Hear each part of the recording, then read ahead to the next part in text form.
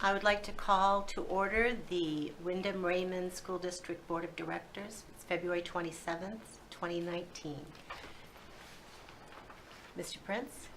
Yes, Kate Bricks, Here. Eric Colby, Jenny Cummins, Here. Don Dillon, Marge Gavoni, Here. Pete Hensler, here, Anna Kenny, Kate LeVay, Here.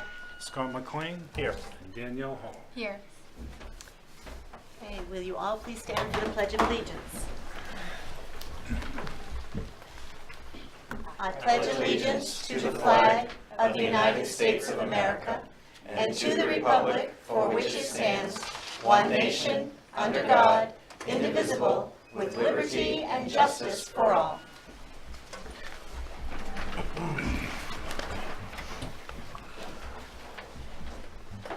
Mr. Prince, are there any adjustments to the agenda? No, it's not. Okay, now we have time for public input. If we have any public who would like to input, this would be the time. Okay, seeing none, it's now time to turn it over to Mr. Prince. Thank you.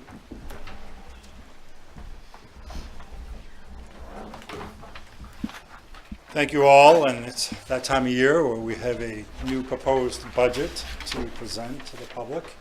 After tonight, this will become your budget, and you'll have time to deliberate for the next couple months. And ultimately, as you know, there's a process to this budget, and we certainly will get public input. We have votes down the road to make sure that the budget gets passed. I also just like to congratulate my administrative team. There's no way that this budget could be developed without their hard work, their best thinking, their input. And certainly Mr. Howell, my right-hand person who is very much involved in the business end, has done an incredible job for his first year, and I appreciate his work as well. So what you should have is the slides in front of you. Does everybody have a copy of the budget packet? PowerPoint? No, we do not. No. No. Terry put it in the box. Well, I'll tell you what, we'll try to find those.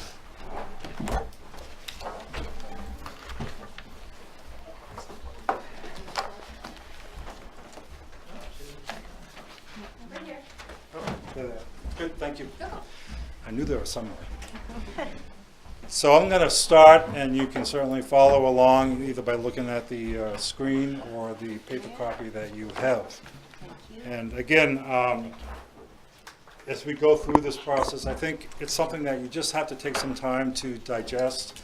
There's a lot to it. Obviously, we're just short of a $50 million budget. So I really trust the process. I think it's an opportunity for the next 6 to 8 weeks to really drill down and begin to absorb what this budget entails. On the next slide, page 2, is a reminder. We have always worked from a district mission and vision. We're very much strategic. I think that really drives our work. And planning backwards, the budget really should support our district vision. And our vision, I'm not going to read every word, but I'm just going to highlight sort of what that slide says and what's important there. When you think about yourself as a learner, the first thing you probably want to be involved with is to be engaged, to really feel like you're tuned in and that you have some ownership and that people are really allowing you to have some relevant learning and to make sure that the environment is safe, and it's an opportunity, again, I think, for you to, as a learner, to be engaged. That's really important. We can talk and try to have students learn, but the key here is that engagement. And we all know who those best teachers that we've had in our lifetime that allowed us to do that. The second component is students explain why their learning is important. So often, students may be engaged, but they're not sure what they're learning necessarily or where this is headed. And so I think the important thing here is the why. Students explain why they're in charge of their learning and they know what's going on. And the third part of the district vision is that classroom instruction happens beyond the boundaries of the school. It really is an opportunity for our students to have the technology to work with their global communities, and we've seen such wonderful things come from that. So again, I think the first slide kind of is the backbone to our budget, and that's our district vision. Page 3 is the long-term goals. And again, design for learning, I think this board pretty much knows that we've been working on the 3 goals and that we want students to be engaged in authentic, personalized learning experiences. Very similar to our vision. But again, this goal is on our website and we've shown evidence of this work, particularly with the design for learning. And I would encourage anybody in the public, if you want to know what our long-term goals are and the work that we've done, to please go on our website. The environment for learning through our strategic plan, that goal really came from a lot of the students, that the students don't mind being in a learning environment and to learn well, but they also want a balance.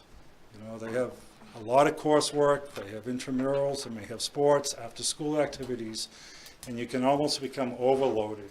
And what I think we heard from the students, again, was the balance and the quality of life. So we've tried to develop our strategic plan with that in mind.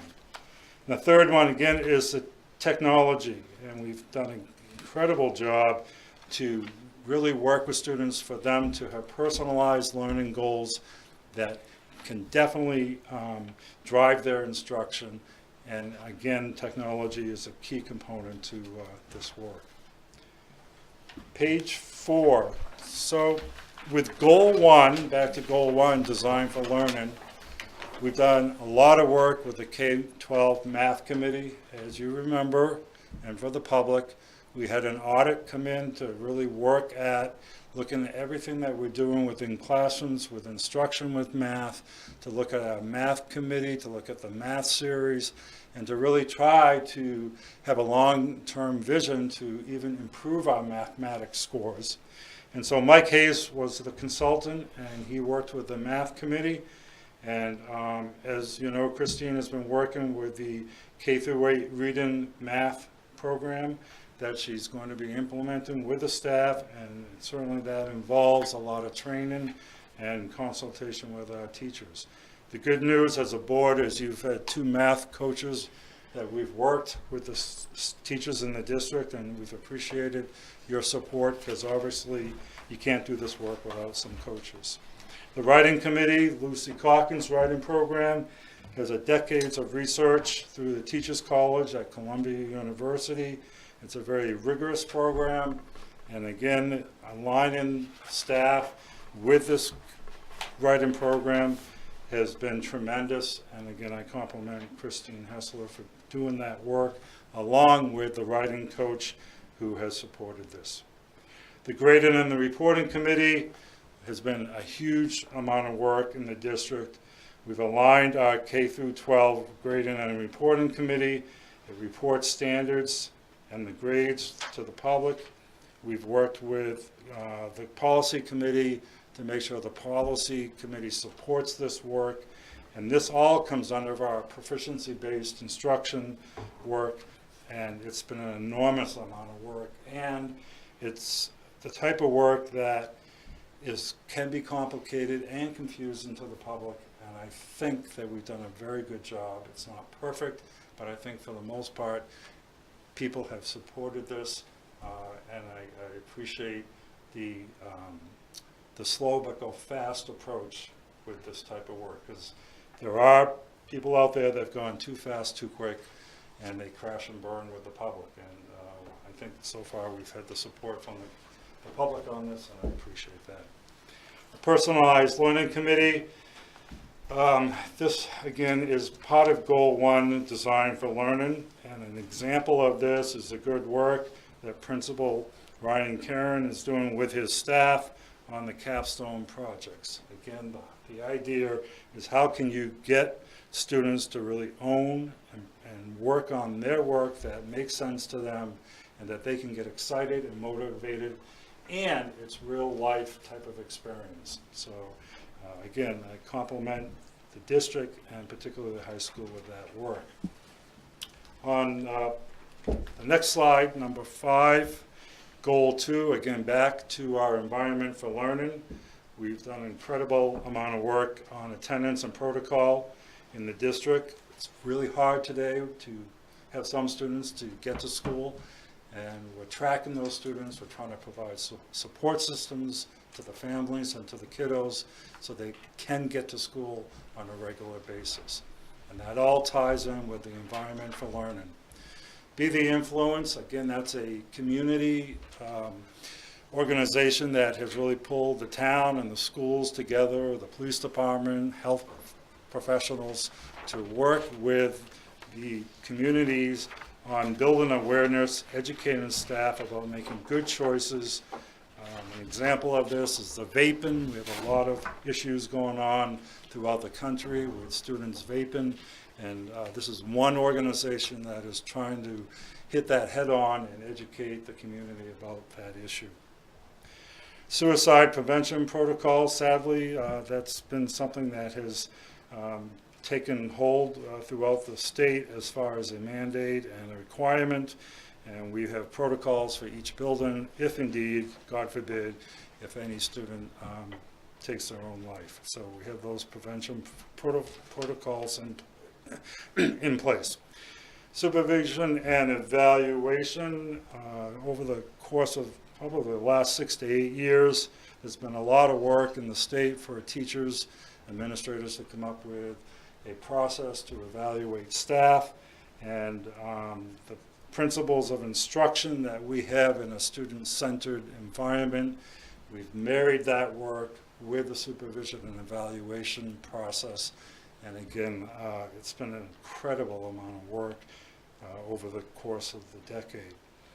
Sexual abuse prevention, that's been a great opportunity, again, to educate our students in a delicate way, a developmental way, where they have the awareness and can understand if indeed they get into a bad situation, what they need to do about that. Again, it all ties with that goal to environmental for learning. RSU 14 Workplace Safety Committee, new this year. The district has been tracking how we're doing with particularly, whether it's students or employees, as far as making sure all our buildings, sidewalks, playgrounds are safe. Unfortunately, once in a while, there is a situation where somebody may get hurt, and we have a committee that's looking at every single issue and try to examine that and try to be proactive so that if we could do a better job, whether it's a walkway that needs to be better shoveled or whatever, then we're on it and we're taking care of that. So that's a monthly committee in the district that has started this year. On slide 6, goal 3, technology for learning. Again, through our curriculum development committee, we've done a lot of work with the digital citizenship, and this has been an opportunity, again, through Christina and her staff to lift this work. Online professional development committee, more and more training is in front of us, required every year. We have, at the beginning of the year, I think there are 8 trainings that we ask staff to go online and to be somewhat proficient with those quizzes. And it's an opportunity if they, for whatever reason, can't pass that quiz, they can go back and keep taking it until they get the score that they need to have. So there's more and more online professional development going on with that. And as you know, always we've had so much PD in the district, but I particularly wanted to mention the trainings that are online because it's really another layer of work that is required. The technology for the learning committee, Again, this work is sort of behind the scenes. They look at the hardware and the software that we need in the district, the training. I would call this the big picture of technology. These people kind of come together and have the minds and the vision of what we're doing and where we're going, and that certainly impacts budget requests throughout the year as we develop our budgets. On number 7, accountability. Some of our budget filters. First one is, what do we need to do to be committed to our success for all? Our mission is success for all. What do we need to do to commit to that? And this budget should align to that mission. What is the best interest of our students? Critical. What is fiscally responsible? What can our taxpayers afford? And what will move us forward with our strategic plan and goals? We cannot get stuck. We got to keep moving forward with those plans. Slide 8. What I'd like to talk about as we look at the FY20 budget, I'd like to talk about budget challenges. I'd like to talk about good value, and certainly specifics about our budget. As we look at slide 9, just getting out of the gate to open the door with the budget, given the negotiated contracts that we have, and with our facilities maintenance, whether it's natural gas or electricity, we're looking at around a 4.3% just to come out of the gate. Main purse retirement is just under $1 million that we're responsible for, and that's just about 1.95% of our total budget. In the past, there's been some money shifted from the state EPS subsidy, which has impacted our local property taxes. So again, my point here is just sort of status quo, come out of the gate. We're looking at a 4.3 budget to begin with. On page 10, some other challenges, subsidy, history. I don't expect anybody tonight to absorb all this information, but I'd like to drill down and let you know that in the 12 years, if you look at the bottom of that slide, in 12 years, and you look at the subsidy from FY09 to FY20, we've only received just about $406,000. $406,000.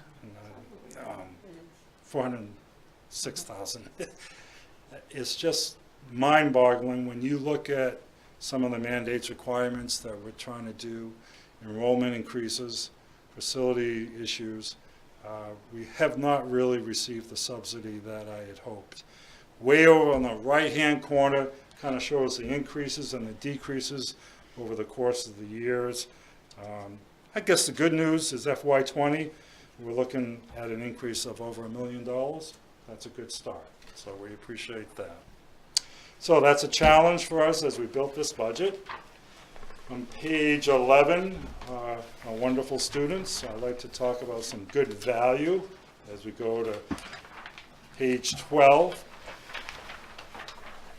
Consistently, we've looked at our operating costs per pupil over the years. I think I present this every year to you, and we're always below the state average. I'm not particularly proud of that, but what I am proud of is that given what our per pupil cost is, I think we're doing a lot for our students and educating them well. Yes, I'd love to have to see us get more money for this, but I know it's a dance and you just do the best you can. I do want to acknowledge that the state average is $11,860, and again the RSU is below that at $11,352. Proportionally, if you look at Cumberland County, we're not at the very bottom, but we're pretty close to the bottom. So again, I think we're doing a good job for the amount of money that we're putting into educating our students. Slide 13, if you look at system administration, again, it looks at Cumberland County and what the percentage of money goes to system administration. Again, the state average is about 3.2%, and RSU is well below that. at 2.9%. So this is hard to talk about because I'm an administrator, and obviously I'm sort of passionate about this.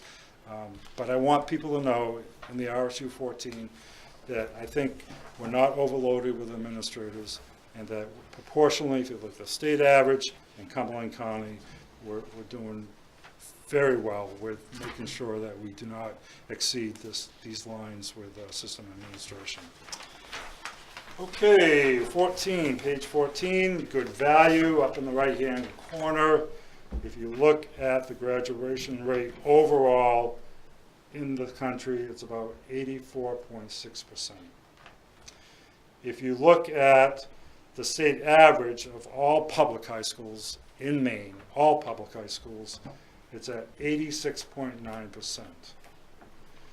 Then the third component I want you to look at is that all these districts have districts of 3,000 or more students. And again, RSU 14, if you look at the graduation rate, line 2, we're at 89.1%. And again, the last date of that was 2017. So South Portland is one step above us, but there are many districts below us as far as the graduation rate. And again, I think for the amount of money that we're putting into education, we're doing a darn good job making sure we have a fair number of students graduating from Wyndham High School. On page 15, good value, the Greater Sebago Ed Alliance. We've always tried to think about its consolidation as a positive thing. Here was another opportunity with the last administration in Augusta. They put out opportunities for districts to come together and try to consolidate services, to think differently about perhaps purchasing of food lunch materials, staff development, you name it. There's a wonderful conversations going on about this topic. On the right star there, the blue star, if you call that a star, pretty much what that tells us that the Greater Alliance schools, they receive just over $600,000.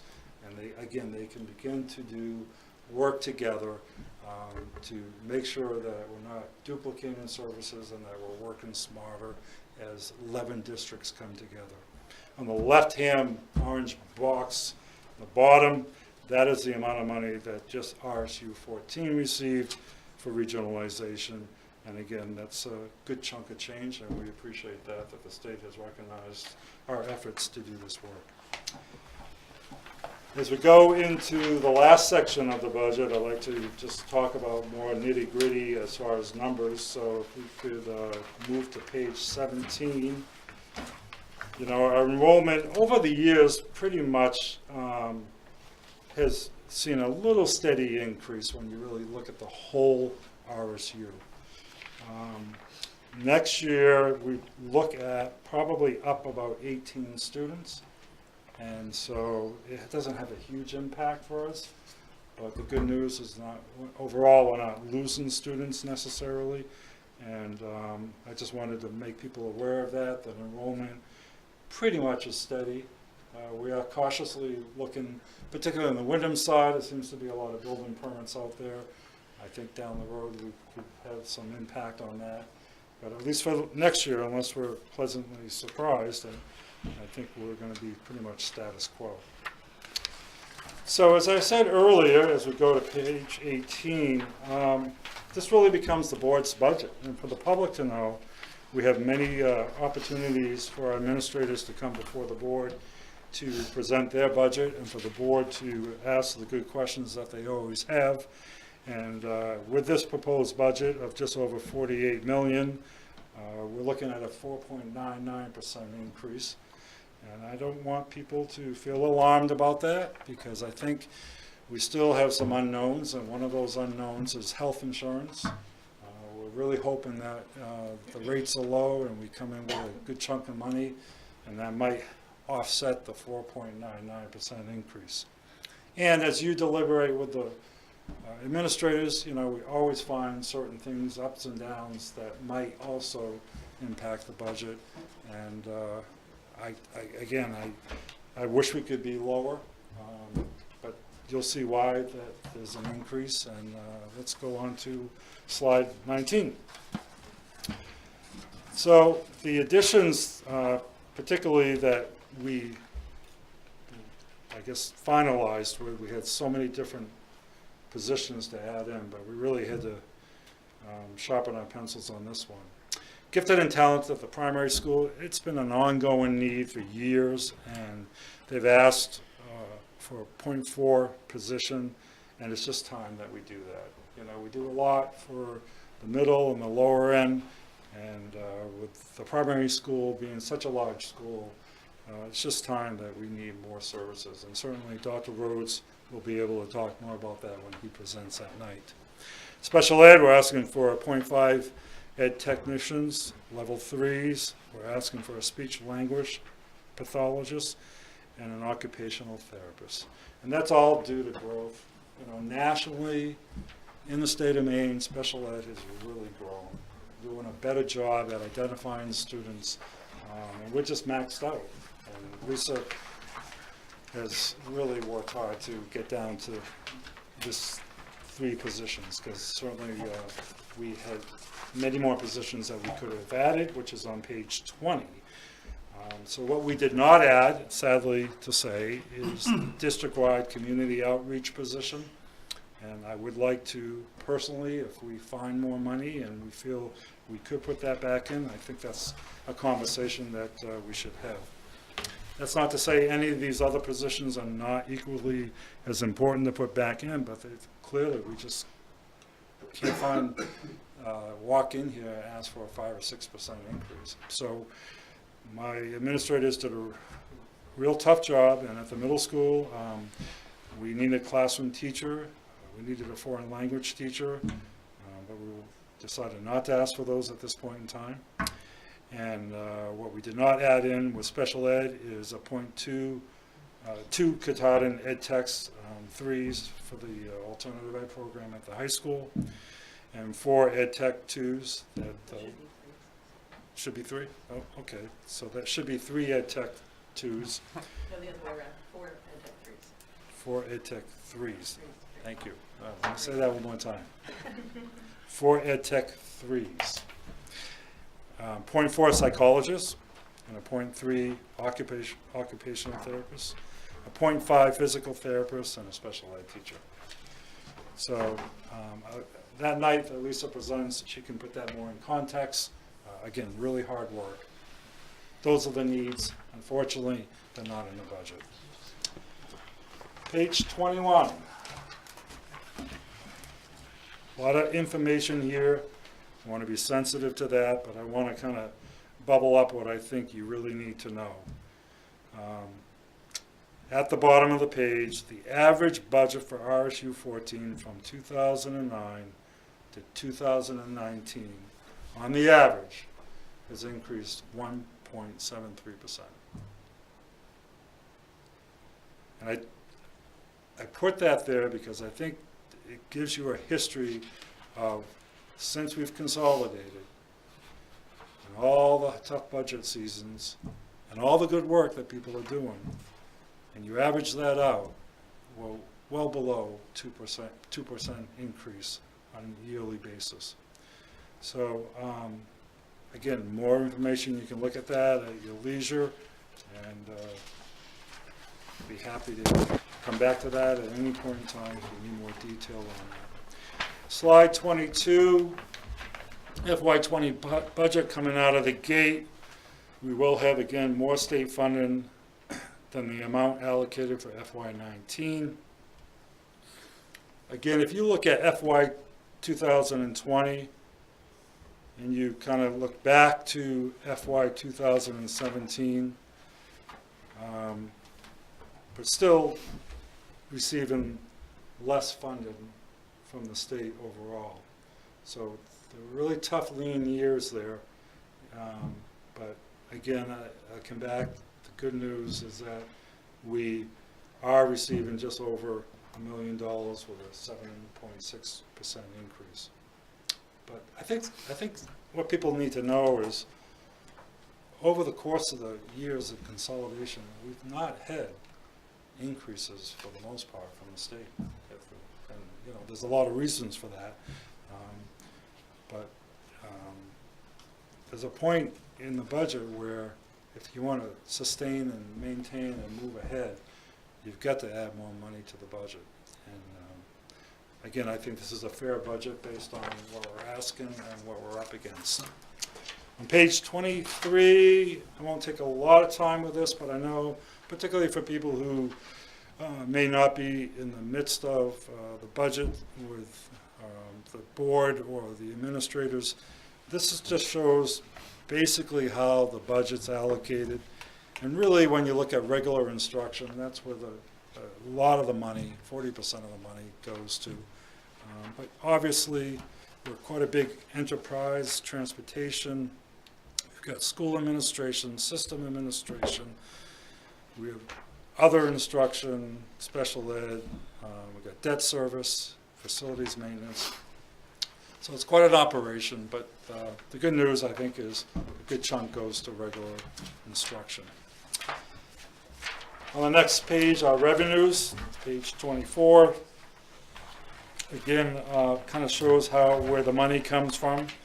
And state subsidy is one area, local debt, the local EPS contribution adjustment. So again, visually, I think it's important for people to know where we get our money, and we appreciate where the money comes from. And the last page is really about our wonderful students, Success for All, and the great work that they're doing. And as we go through this budget process, if we can always keep those students out in front of us, and knowing that we have to have a responsible budget, one that we're accountable to, and one that is fair to the taxpayers, and at the same time can keep us moving forward, I think that would be important. I'd like to, there are other backup pages here for the board. I'm not going to go through it tonight. It's quite extensive, but it really talks about good work that's going on in each building, and the administrators provided that. So that's for your information for another time if you get a chance to look at that. One of the things I'd like to do is acknowledge that not only our school, but the schools across the country have gone through a lot of change. And I'm going to be talking about some work that Jamie Vollmer, a national consultant, speaker that has done some work talking about the mandates from 100 years ago or whatever to the present, and really trying to show the good work, but also to show the burden that it's had on our schools. As you may well indeed understand, our schools have a lot of responsibilities, and some would say that a lot of it might be societal failures, or people have dumped some of that work into the school side, and schools really shouldn't take on all this work. And I purposely, I have the slideshow up here, but I'm also going to kind of be talking from this, but certainly the audience and the board, you can be looking up here as I talk about Jamie Vollmer's list. This is something that we just presented tonight. We're not going to copy this and have it on the website or anything like that, because certainly we don't want to feel like we're doing any copyright breaking the laws. But up top, at the very top there, it talks about 1900 to 1910.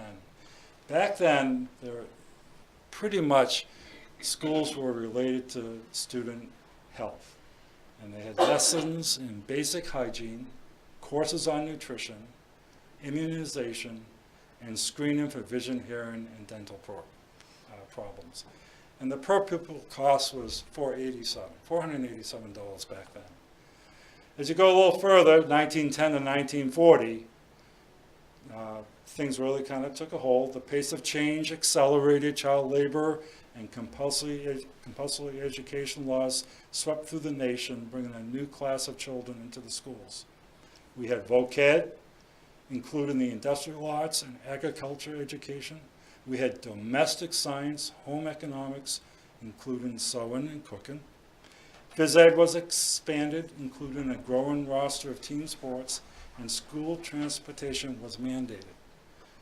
Per pupil cost back then was $1,836.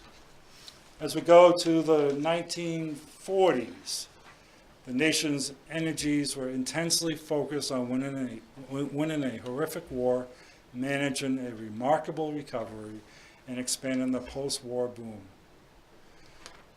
During that era, business education, including typing, shorthand, and bookkeeping, was surfaced. Music and art classes were expanded. Speech, including drama, becoming a separate academic subject. Half-day kindergartens were introduced. School lunch programs were first appeared. And then that per pupil cost was $2,668. As we get into the 50s, the student population exploded as the baby boomers poured into the schools. During that time, science and math education was greatly expanded. Foreign language requirements were strengthened. Fire, tornado, and duck and cover drills became compulsory. I remember those days. Driver's ed was offered, and sex ed was introduced. Per pupil cost during then was $3,890. As we move into the 60s, the economy was roaring and the schools were rapidly expanding. There were waves of standardized testing. Head Start was there, bilingual education, advanced placement programs, adult ed, consumer ed, including purchasing rights and responsibilities, career ed, including occupational options and skill level requirements, and peace studies and recreation education. Per pupil cost back then was $6,135. As we get into the 70s, the breakup of the American family accelerated, social unrest grew, Vietnam came to close, and Watergate changed politics forever. Special ed was a big theme back then, drug and alcohol abuse education, parenting education, African American studies, women's studies, talented and gifted programs, alternative ed, character ed, behavior adjustment classes, including proper communication skills, environmental education. Title IX expanded athletic programs for girls. The Supreme Court ruled in favor of due process and free speech for students, forever changing the discipline dynamic in the classroom. And the school breakfast programs appeared. Per pupil cost then, in the 70s, $7,785. As we move into the 80s, the floodgate blew open as global competition began to change the U.S. economy, forcing millions of women to leave home and enter the workforce. This dramatically altered a home-school partnership that existed for centuries.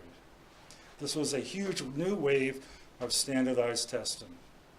During that era, keyboarding and computer education came about, sexual abuse prevention education, stranger danger education, anti-smoking education, abstinence education, teen pregnancy awareness programs, teen parenting programs, global education, English as a second language instruction, multicultural education, non-sexist education, Hispanic heritage education, international baccalaureate programs, Jumpstart, Early K, all those early K programs, full-day kindergarten, preschool programs for children at risk, after-school programs for children of working parents, expanded health and psychological services, and child abuse monitoring became a legal requirement for all teachers.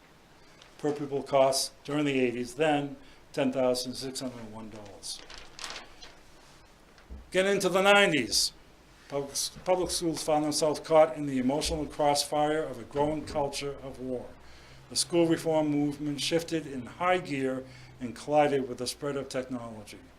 The World Wide Web was born.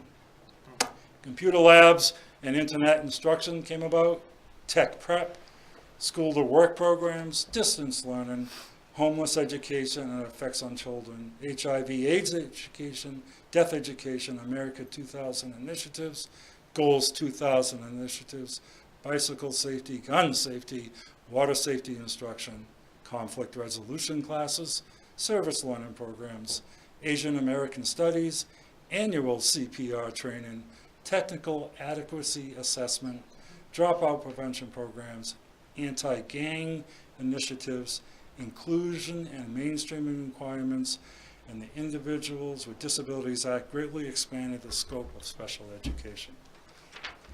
During that time, per pupil cost was $12,311. As we get into the final era, 2000s, it was the first decade of the 21st century where educators, politicians, business leaders, and bureaucrats driven to respond to the pressures presented by a rapidly changing, increasingly complex society, a challenging knowledge-based economy, and an increasingly literate global workforce. No Child Left Behind started, bullying prevention programs, elevator and escalator safety instruction, body mass index evaluation, eating disorder counseling, suicide awareness programs, steroid abuse prevention programs, media literacy training, expanded early childhood wraparound programs, financial literacy development, intruder lockdown training, health and wellness programs, external defibrillator, yeah.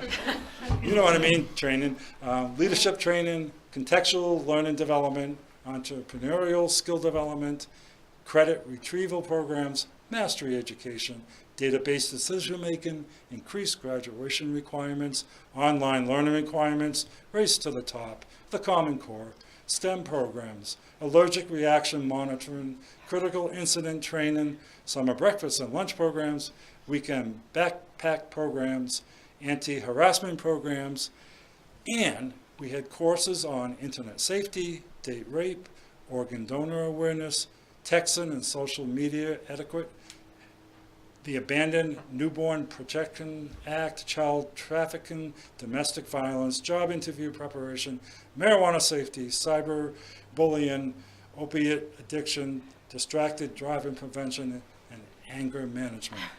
Woo! I'm tired. So my point with all of this is when you look at what has come to the school side over these centuries, and how funding hasn't really followed many, if all of these initiatives, it puts a burden on schools. And we could always argue that somebody else should do this work, but quite honestly, we're faced with it, and educators are good people, and they'll do whatever it takes to make students succeed in their schools. So I know that was a little lengthy, and auditorially it's a lot to hear. Hopefully you were able to see and listen at the same time. But I think we're doing a darn good job.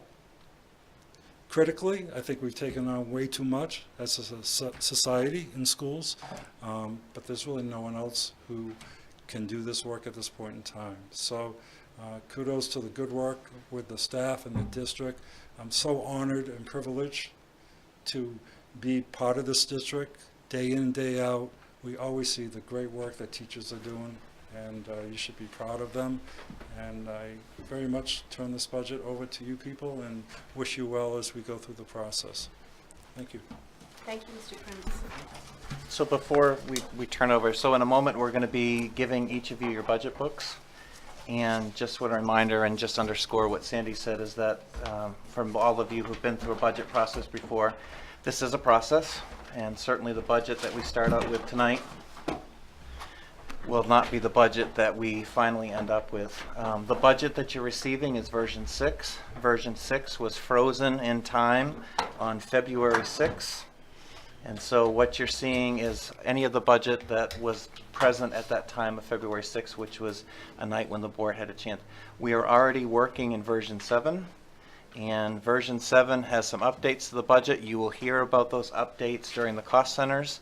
And so as you look through the budget sheets, many of your questions may be answered through updates that individual cost center directors are going to give to you through that process. But again, as you work on a budget, you need to freeze a moment in time and say, this is the point that we're moving forward. Also, as I hand out the budget books, I just want to give a special shout out to Stacy Webster in the business office, who has done a Herculean amount of work.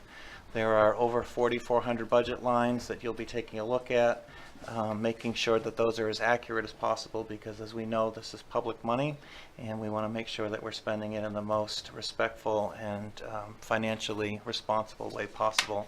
So special shout out to Stacy, and kudos and thank you for her work in putting these books together. So with that, we will pass out the books.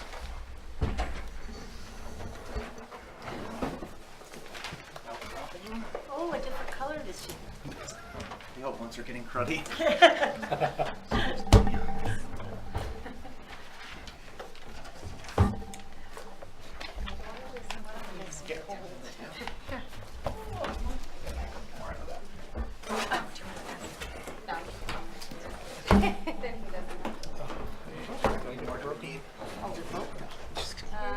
One? Just one.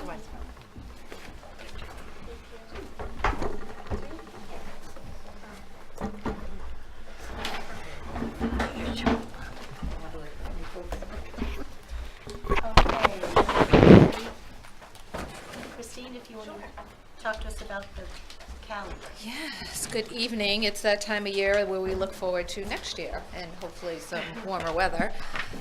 So tonight I have for you in your board packets, you have the draft of the 2019-2020 calendar for the RSU. I'd like to remind the public of regional school calendar law that we need to adhere to. We meet with 5 other districts, and each of the districts in the state are assigned to a regional center for our students who go to vocational education. Our goal, as mandated by the state of Maine, is to create an aligned calendar where we have 5 dissimilar days of working days for students, so that our students will have the opportunity to be in the classes they need to be in. So this has been a work in progress for years. This is not the first time this has happened, but we are under an agreement that this is the piece that we need to do. So I'm happy to show you today the calendar that I am proposing for next year and walk through the calendar. I will let you know that the group that met this year back in January 4th, we have 3 dissimilar days, I believe. That's all that we have together. So as we take a look at this, just for the public to know, in RSU 14, our students go to school 175 days. That is the minimum for the state of Maine, and our staff are at school for 180 days. That does vary from district to district. Our partner districts, Scarborough, SAD 6, which is Bonnie Eagle, and Westbrook, their students attend 177 days. Gorham also attends 175. The number of staff days also differ. We have the lowest number of staff days around with 180. Gorham has 183, as does Bonnie Eagle and Westbrook, and Scarborough has 182. So if you think of the dissimilarities we have already, making this alignment can be quite a process, but I think we've done a really good job this year. I'm also happy to report that students will begin school after Labor Day this year. Yes, see, now I've made you happy.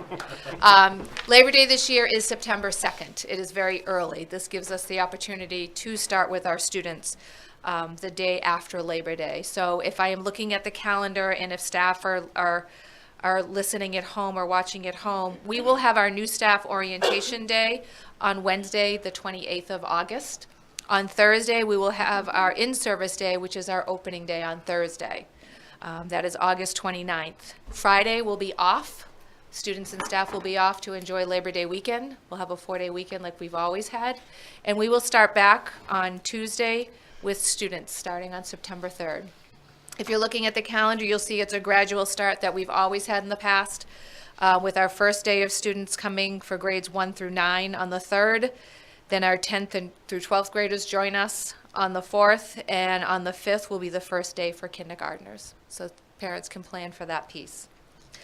As I look month through month, and this is in your packet as well, you can see the number of staff days by month and the number of student days by month. A couple of highlights. We have our traditional in-service, teacher in-service day on the 11th of October. We do have an early release day for our middle school and our high schools during that month as well. In November, Jordan Small Middle School will not have a day of school due to voting for the safety of our students Early and our dismissal. staff. Are they going to do it early? Early dismissal. Okay. And during November, we have our comp day for our teacher, under teacher contract. And then it's pretty smooth sailing. We have our early release in February, and we have another all-district in-service day in March. We have another comp day in April and an early release for our grades 6 through 12, Jordan Small, Wyndham Middle School, Wyndham High School. In May, we will also have the same early release for our upper grades, and we also post no school for kindergarten on those days. Those are already slated for kindergarten screening, which our kindergarten staff are the ones who do that screening, and our kindergartners do not come on those days. Those dates are out and released for the public to see. That gets us ending to, actually it should be, is June 10th on your calendar. I'm sorry, June 11th would be our last day of school all the way through.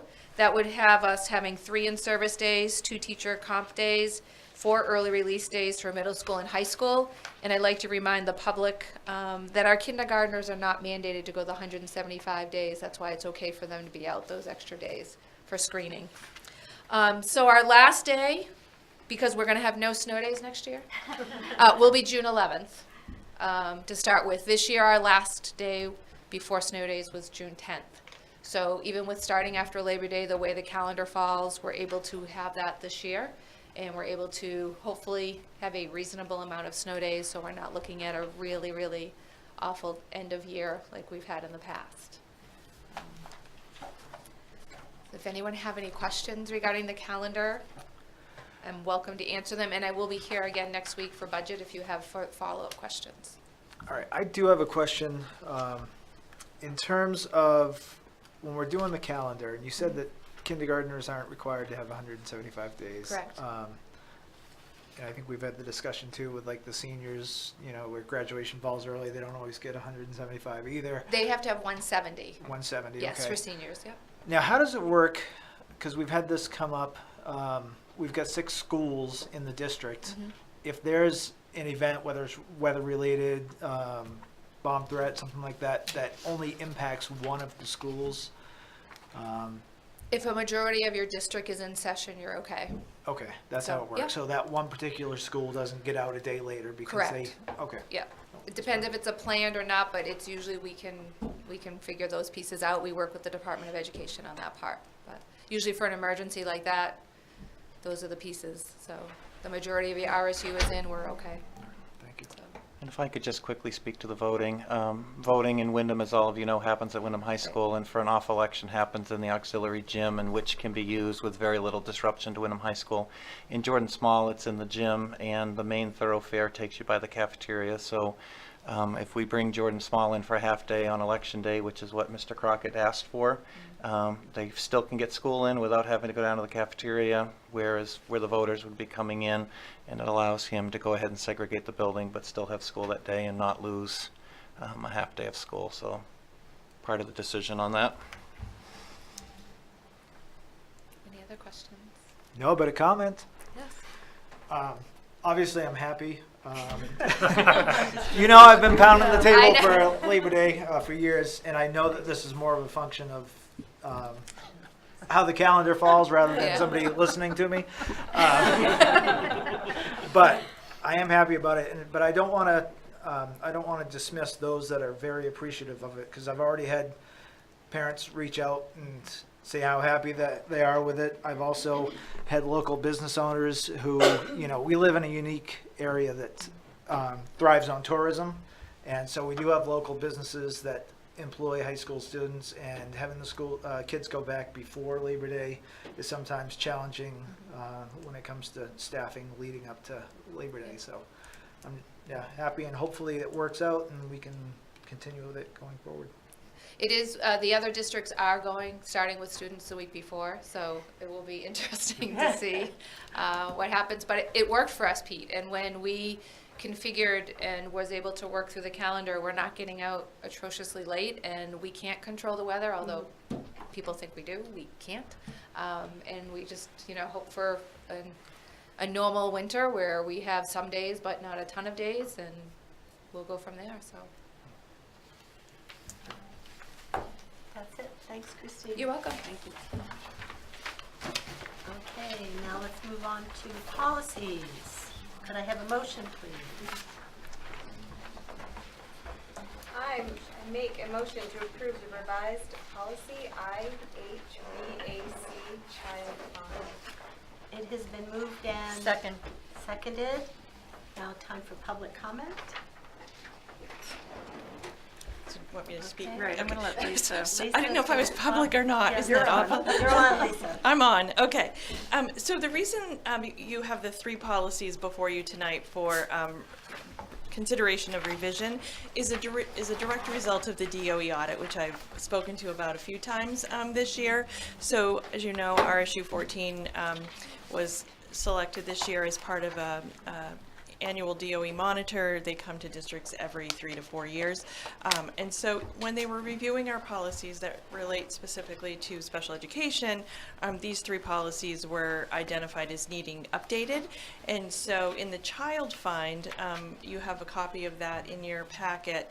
In the second paragraph, there's new wording that was added, the very last section of the last sentence of that second paragraph, so that it reads, actually, I guess it's a 1-paragraph sentence, but essentially it's our policy as it's currently written. So RSU 14 is responsible for child find for resident students attending private or public schools through public tuition payments or public contract, and shall meet this duty either through appropriate arrangements with the receiving unit. That's where ours stopped, and we need to add the words or school or through direct child find services by unit personnel or contracted personnel. And so we're very fortunate in our district. Right now, we're able to meet with my own staff and our school psychologists. We're able to meet the needs of identifying students. Some districts are not that fortunate, so it doesn't excuse you for not being able to test folks. So if for some reason we would not be able to meet the needs within our own, with our own staff, we'd be required to contract with other agencies to meet that need. So that's required. And then the what is the 4th paragraph, if you will, is 1 sentence, and it says the school unit shall provide child find during the first 30 days of the school year or during the first 30 days of enrollment for transfer children, and in addition to other child find activities that are provided by our school unit. So again, that was an update in Chapter 101, which is the special ed law that I spoke about a month or so ago. And so while we're doing that, it wasn't explicitly stated in our policy, and so we just need to revise our policy to directly reflect that. And those are the only changes for that particular policy. Any questions? Any board discussion?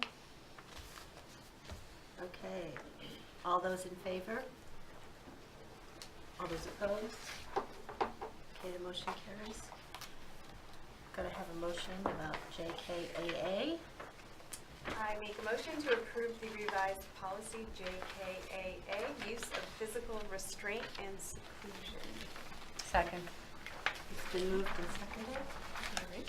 And so this is, again, the revisions are made, the primary word, which has been eliminated from Chapter 33, which is the state law for restraint and seclusion, is they eliminated the word imminent. And so it used to be that before you could place a child in restraint or seclusion, there had to be an imminent risk.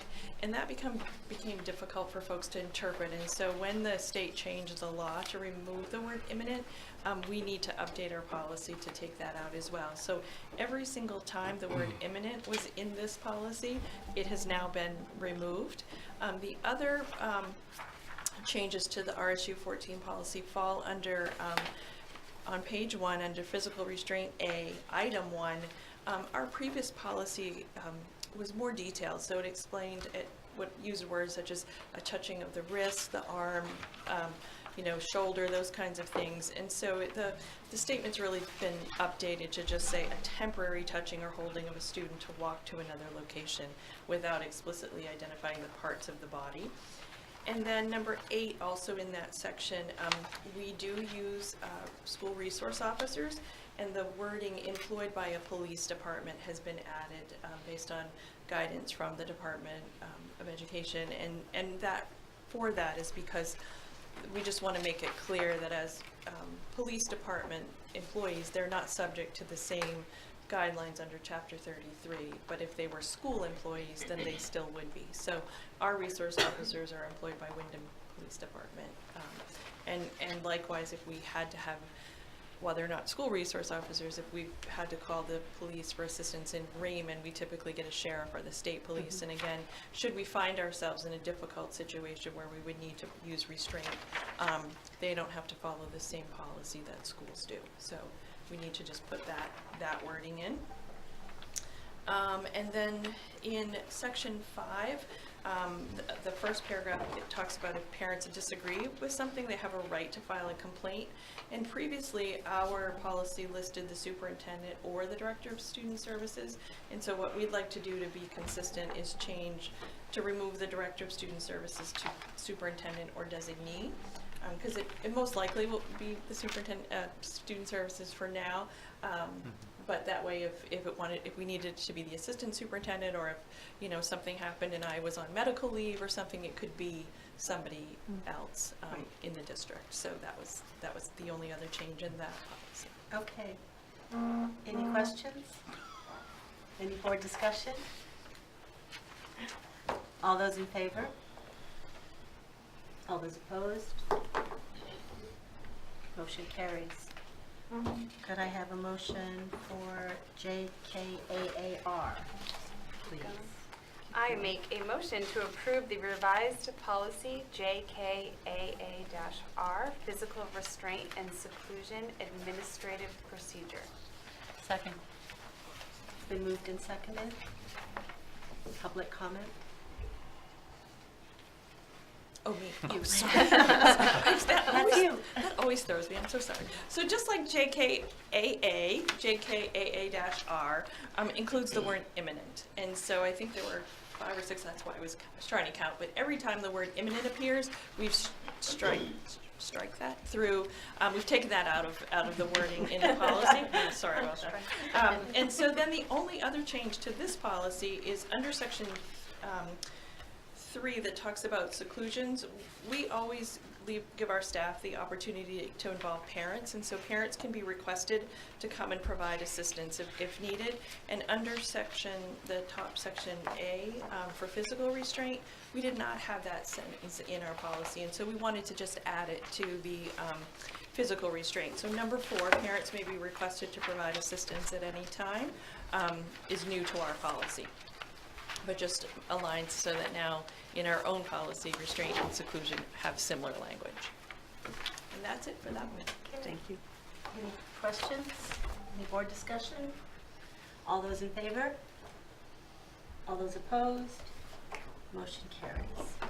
Thank you, Lisa. So I thank you very much, because now I can give updated policies to the DOE. So thank you. Oh, thank you. We're glad. Okay. Could I have a motion about the secretary's report, please? I move to approve the minutes of the January 2nd, 2019 meeting. Second. It's been moved and seconded. Any discussion? All those in favor? All those opposed? Okay. I'm abstaining. I wasn't here. All right, thank you. Could I have a second motion? I'm just going to keep going. Go ahead. I move to approve the minutes of the January 16th, 2019 meeting. Second. It's been moved and seconded. Any discussion? Yes. Yes, sir. Item number 9, you have 5 in favor and 0 opposed, but that doesn't seem to match the count. 6, yeah, it looks like you're missing a vote there.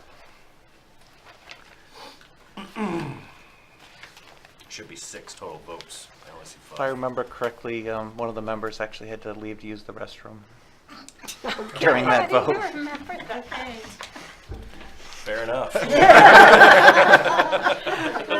can tell it wasn't Kate or me because our names were listed. Must have had an excused absence, right? Wasn't us. It wasn't us. Then all those in favor?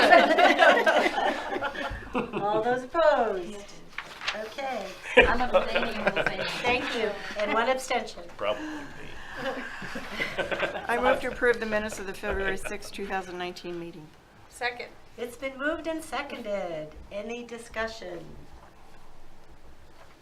Okay, all those in favor? All those opposed? Any abstentions?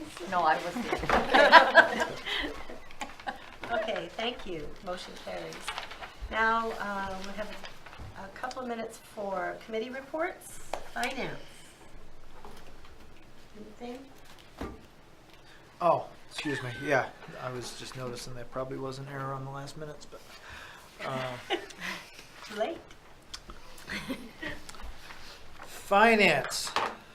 Finance met a while ago, but I don't think I've reported on it since. We met on the 30th of January, and a few items on the agenda. Mr. Howell updated us on how the current budget is tracking, and we seem to be well on target with that. So no concerns or issues there. We were also given an update as to the preliminary A-team discussions in terms of the proposed budget, just to kind of give us a heads up. But since that time, we've all had the presentation from February 6th, so nothing really to report in terms of that. We did talk about some shared transportation facility expenses that the district's going to be responsible for in the current budget. And I didn't get all my notes here, but I know that one of the things was some bus jacks that we were going to need to purchase. The town is purchasing some, or already has possession of some. And in fairness, we're going to be using some, so we needed to purchase some as well. Purchasing 2 in the current budget, and then we'll purchase 2 more in the proposed budget that we're working on. And what were those? About 21,000 Per pair. Per pair. Yep. Correct. Nice. We also talked about the laptop insurance program, particularly for the 4th and 5th grades. Just some discussion about whether we want to continue that going forward. And really something that came out of that was that most of us weren't even aware that the laptop insurance program applied to the 4th and 5th grades, because those students don't bring their laptops home. It's an optional insurance program, and that's something that will come to the full board, but we just wanted to get a sense of where we were with that. And I think the general consensus amongst the finance committee members is if they don't take their computers home, they really shouldn't need insurance for it. And then those were the 4 items that were on the agenda. There was also an opportunity for any other items to be brought. And I brought it up more out of curiosity as to whether it was a finance item itself. I wanted to find out more about possibly obtaining some vaping detectors, and whether there would be any opportunity for possible grants either on the state or national level, and how we can move forward with that. So If I can just give a quick update to That would be that. Bill has been working with Norris, who is our enunciator. They do all of our safety, so think about it for fire enunciation and all of that. And we have received a proposal for outfitting. It's actually a different unit than the one we took a look at, which is actually one which is built into the ceiling. And we have some cost proposals, but we are moving forward with some test facilities in around the English wing in the high school, and then upstairs in the math wing for some passive detectors. Or basically they're cones that pull in that would then be attached to our notifier system. So we'll have some updated information, but we received a proposal for middle schools and high school on how to actually go forward with that. But we're going to try that kind of that core, because they're easy to attach to, and just make sure that this is something we want to move forward with large scale. Great. Anything that I missed from that meeting that you can Nope, recall? I think you've got it all, Pete. All right, and we did not schedule our next meeting as of yet. Thank you. Facilities? Yeah, facilities actually met today. I'm going to try and recap as best as I can. Go right ahead. Unfortunately, I was about 35 minutes late for the meeting. We spent, I guess they spent quite a bit of time going over Frank Locker's proposals. So I would actually like to defer to you on that piece. Sure. Discuss. Sure. So as many of the public is aware, Wyndham Middle School was rated number 5 on the state priority list for a new facility. And part of that process is working through a set of educational specifications in which what is the community and what is the school looking for in a new building. I mean, you think about an investment like this, which is going to have a 40-year plus lifespan, what is it that we want to look in planning? And so through working with our architects, PDT architects, we were given the recommendation of a couple firms who participate and work with districts on educational visioning, basically working with, think of it like a strategic planning process, working with the community to then come up with a vision that's then turned over to the architects to do the initial plans. So one thing, and while we're waiting for the state to give us a timeline, one thing that architects said we could do is work on a visioning process. So Frank Locker, who is an architect, is the one of the, we sent out proposals to 2 qualified architect firms. One responded, Frank Locker. We will be doing a board presentation in the near future, workshop, to get an understanding of what we'd be doing in a visioning process.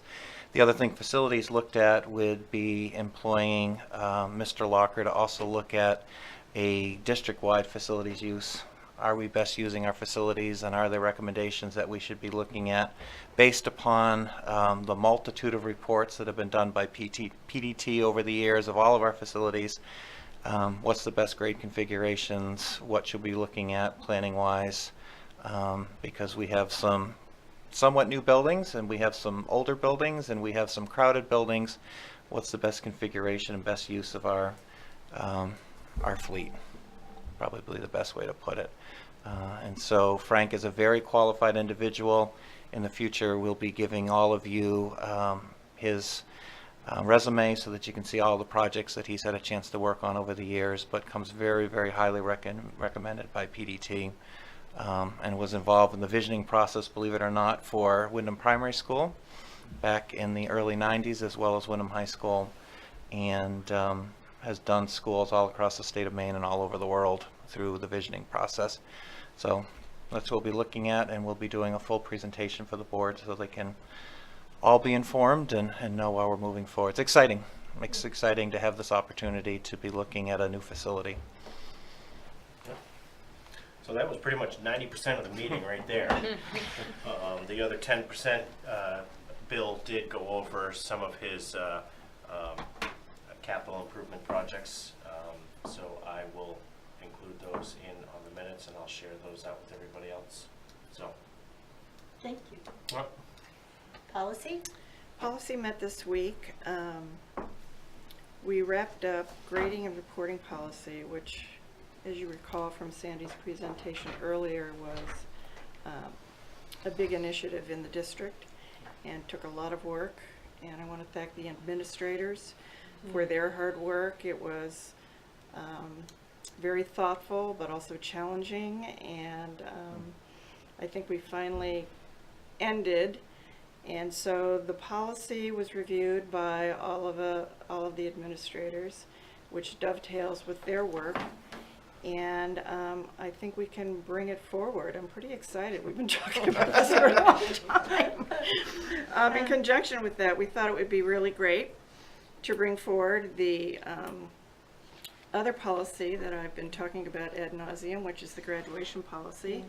And that was like birthing a baby, and we're finally bringing that forward along with the grading and reporting. So I'm pretty excited that you'll get to see the final products for these, because it's been a lot of work. And again, the administrators have been fabulous providing input. The policy that is looming right now for us, now that we've gotten those off the plate, is the field trip policy, which, as I mentioned before, we do not have one. remarkably, it's not a required policy, and remarkably, if I recall, you said Drummond and Woodsum doesn't even have a template for it, which is just astonishing to me that they don't. But we, with the help of Chris, we have, I don't know, what are we on, draft something 4 maybe? Yep. We're moving forward on draft 4. This is a very complicated policy, because not only is it the day trips, it's the overnight trips, it's the foreign trips. And we'll probably be coming to the board, kind of getting your feedback about the foreign trips and where you land on those. And then Lisa's going to be doing some great in-depth study on just how this might or might not impact alternative ed, which is an entirely different bird, which may or may not fall under this policy. But we wanted to flesh out, I think you're going to be looking at Noble, who their alternative ed, which is, I guess, pretty established, to see how they handle these things. We just want to be really thoughtful, because of course safety is our priority when we send our students off campus. So we're gonna be meeting middle of this, well, March soon. So thank you. Okay. Mr. Prince, do you want to give us a report, or do you want to wait till we do the roundtable? Yeah, so basically that time of year when people begin to ask how many snow days have you used, and people get a little anxious and thinking about when the last day of school is. So I thought I would just update people, and I think I can say this confidently that it looks good. I mean, right now we've used 5 snow days, and if we don't get any more, the last day of school will be June 14th, which is pretty early for us. Now, let's just assume we have 5 more days that we have to use. Then we would get out June 21st. And that typically is that week when we usually get out. So if we go beyond 10 days, let's say we go 11 days, another option that Chris and I could look at is the Friday, April 12th is a professional development day for teachers. We could make that a student day. I'm not suggesting that right now, but that could be a student day. That's assuming if we get 6 more days of snow and we have to cancel school. So I'm at this point in time, I never put my neck out there and say how many we're going to end up with. Don't do it. But I think we're in good shape, and I just wanted people to know those dates. So we'll monitor this and keep you posted. Is that April 12th the day before, or the Friday before vacation? Okay. Yeah. You are definitely not as brave as Christine. She promised us none tonight. She's the boss. Okay. All right, so it's board roundtable time. Danielle, do you want I've got nothing, to? Okay. I don't have anything, thanks. Okay. I'm quiet. I was just excited to hear about the award that our girls basketball team received for sportsmanship. One thing about this district that always impresses me, and we have many, many of these awards, but for me, winning is great, but sportsmanship is better. And the fact that we got this award again for this team, numerous other teams have gotten it. Kudos to the students on the team, kudos to the coach. Coach Brody also was nominated for, what is it, AA North? Is that how you call it? As Coach of the Year. And then will be put forth for Coach for the State. So it's pretty impressive. This is not the first time that this coach has generated this kind of sportsmanship, so thank you for his leadership and congratulations to the girls. I have nothing, thank you. Well, the high school has the One Act coming up. In fact, well, I'll call them dress rehearsals. They're calling them pre-shows. This Friday and Saturday night, each one's at 7 o'clock. It's $5 admission because we think it's going to be closed to be able to go. I think they're at Bonnie Eagle this year, which is the weekend after, but there's not enough room. Besides, you wouldn't want to go. It goes like all day and all like till 11 o'clock at night and the next day, and they're doing Cyrano de Bergerac. It ought to be very interesting. And by the way, CJ's very proud of the fact that they brought in a dueling coach, and those swords are awfully real looking. That they're going to, so they all had fencing lessons, and my grandson has asked me how much it costs for a fencing lesson. I said, you don't want to know. One thing I just wanted to mention is I was on the DOE website yesterday or the day before, and I noticed that there's an opportunity for districts to participate in a pilot program for a remote school day. Anybody that's watched the news recently may have seen Camden, the Camden School District used one. I'm not exactly sure how successful it was. It seemed it from the report, but I guess only time will tell. But the website outlines what the criteria is if you want to participate. It would be for the next school year, and you could do it for up to 1 day. So I don't know if that's something that we want to talk about, or if it is a pilot, if we want to let other districts do it. We seem to pilot a lot of stuff here.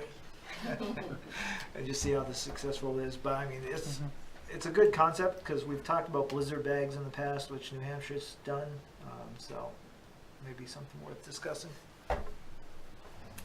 Okay, I wanted to say congratulations to Holden Willard, who received an award. He's Don Willard, our town manager in Raymond, his son, won a big award, an art award for his art at the college level.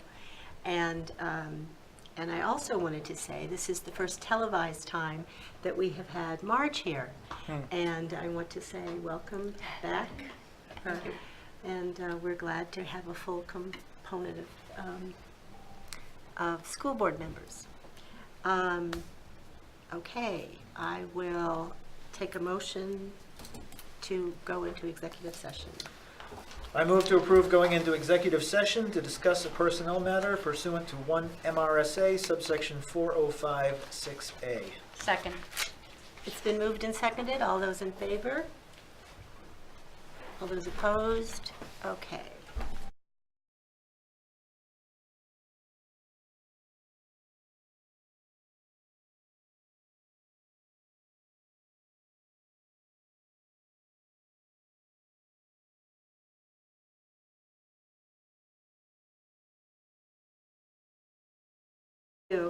And we're back in regular session. I'd like a motion.